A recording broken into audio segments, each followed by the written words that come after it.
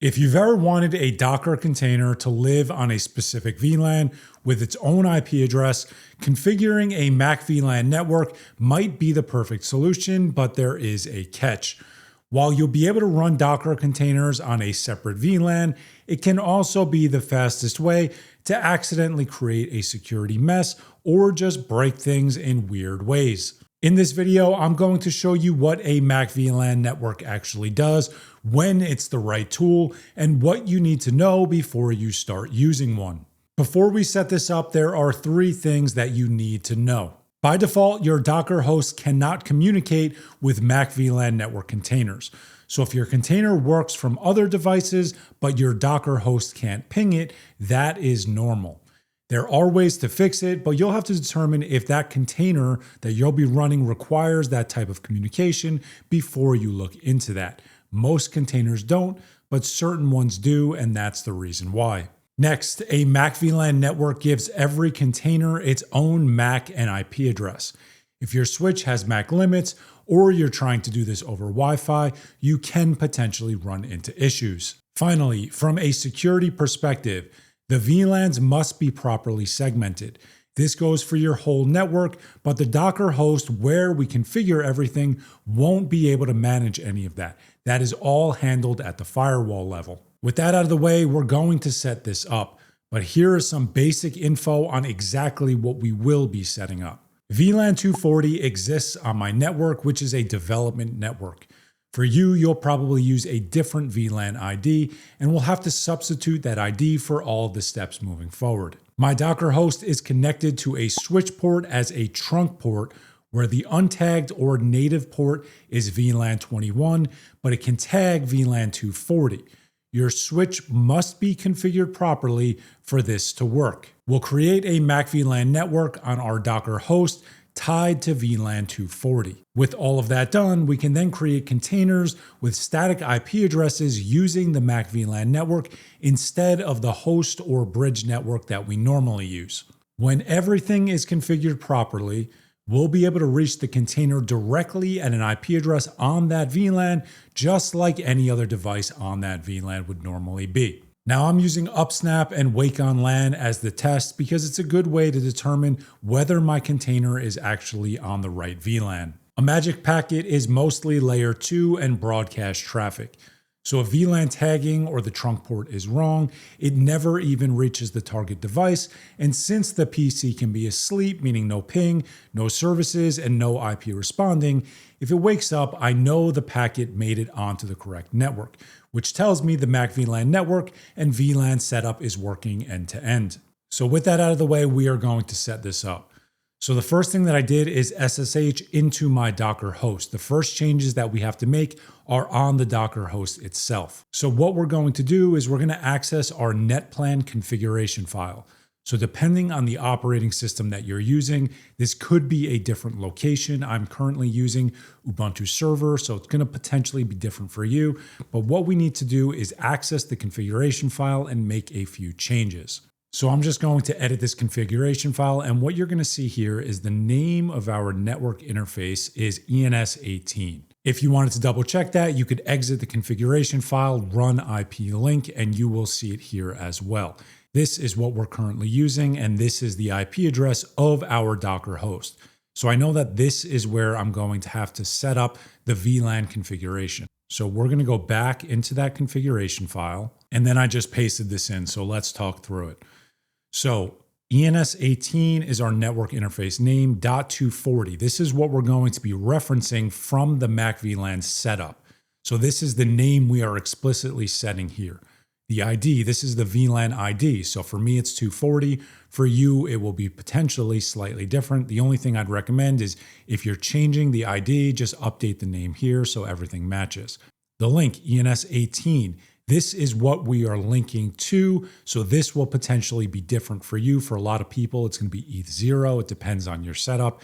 And then DHCP4 we do not need because this individual host does not need an IP address. We're going to be setting up a Macvlan network, and in that configuration, that's where we will specify all of our IP addresses. So you can go and save this. And with that out of the way, we can apply the net plan. So now if we run that IP link command again, you will see that everything is up and we can now move on to the Macvlan setup. So this is the Macvlan setup here. We have to talk about this for a second. So what I'm going to be doing is I'm going to be creating a Docker network. It's going to be a Macvlan network. The subnet that I'm using is the subnet of that VLAN. So I'm going to be setting the entire subnet. But technically, if you really wanted to, if this was only for one container, you could go in and set an IP address, an individual IP address, I should say, so that you don't have the whole subnet being configured. You're just configuring one IP address. And then at that point, you don't have to play with the IP addresses in the Docker Compose file or the Docker run command like we will have to later. That is a good option for individual containers. But for me, I want to potentially set up multiple containers on this specific Macvlan network, and that's why we're setting it up that way. This is our gateway. Again, update your subnet. So this is the important part here. The parent is equal to the VLAN subinterface that we just created. This is how everything's going to work. And then VLAN 240 underscore Macvlan, that's the name that I'm giving to this Macvlan network interface, and that's how we'll reference it from Docker containers moving forward. So I'm going to go in and create this. And then what you'll see is when you get a random string of letters and numbers back, that means the network has been created. So those are the only changes on the host that we have to make. So at this point, I just signed into my Portainer setup. I just did a video on this. If you're interested, setting up Docker on Proxmox, I will leave a link to that below. But after clicking into my local setup, if I come to networks here, you will see that we just configured our Macvlan network. So this is completely done. At this point, we can reference this from containers moving forward. So that's exactly what we're going to do. In the stack section here, we are going to go in and add a new stack, and I'm just going to call this upsnap. Now, again, I'm using a wake on LAN tool because I find this to be the best and easiest way to show this. But not only that, it's also one of the best ways to test this with a magic packet. So I'm going to come down here and I'm going to paste in my Docker Compose file, and we are going to quickly talk through this. So what you'll see here is that this is a basic Docker Compose file, but there are a few differences. The first thing that you'll see here is this network section. So we are using an external network that we created already.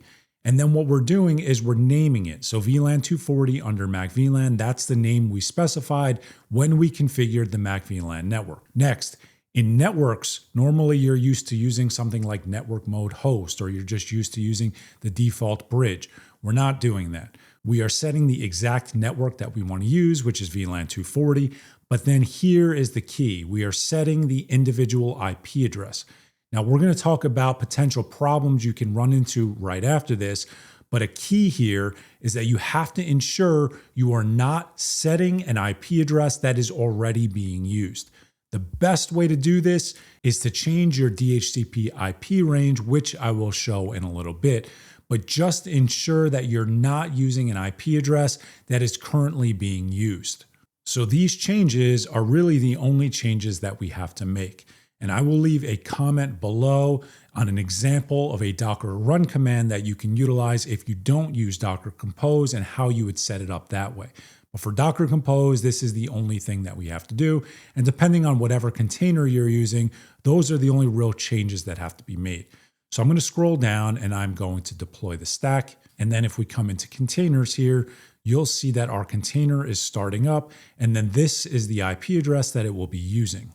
With the container healthy, we can then access that container. So Upsnap uses port 8090 as the default. That is what we will be accessing. And then you can see we can access this container and we're accessing it on that VLAN. So the host network in that Docker VM is my trusted network, which is a subnet of 10.2.1. This is my development network, which is 10.2.40. So that already shows that this is working. So I'm going to go through the setup. And with the setup complete, we are at Upsnap. So I'm going to test this out. I have not tested this out until right this second. So let's hope everything works. I'm going to come in new. I'm going to give this a name. It's my Ukraine NAS. So I gave it a name, IP address, MAC address, and a net mask. And at this point, we can scroll down and save this, and then we can test this. So here's our test. We are going to power on, and I can hear right over there that it just turned on. So everything worked as expected. Now, keep in mind that that device has to be configured for Wake on LAN as well. You can't just go through and set this up. But with that device configured and this all configured properly, that worked as expected. So with all of that out of the way, here are some things that you should look out for. The first is that if you can, on your DHCP server, you want to reserve an IP range. So like we talked about earlier, we don't want to be in a position where we set a Docker container to use a specific IP address and then have our DHCP server, which for most people is going to be your router, handing out that IP address to a different client. So if you can, change the DHCP range so that you ensure that you have a set group of IP addresses or a set range of IP addresses that you can use for your Macvlan network. Next, with this setup, every single container gets its own IP address.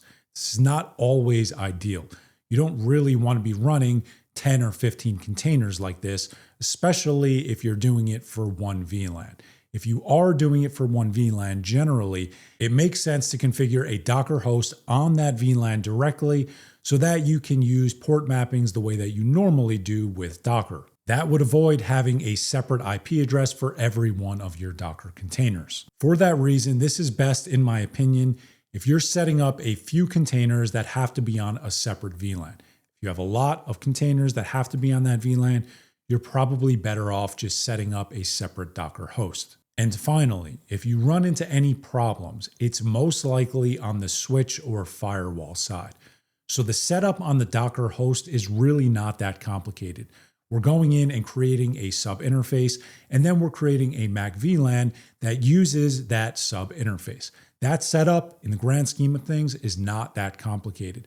But if anything upstream from a connection perspective, meaning your switch, your firewall, your switches that connect to other switches, if they can't pass that VLAN tag, none of this is going to work properly. So that's the bigger and more complicated side, because if you ensure that that is all configured properly, this setup should then work. So I know that was a lot.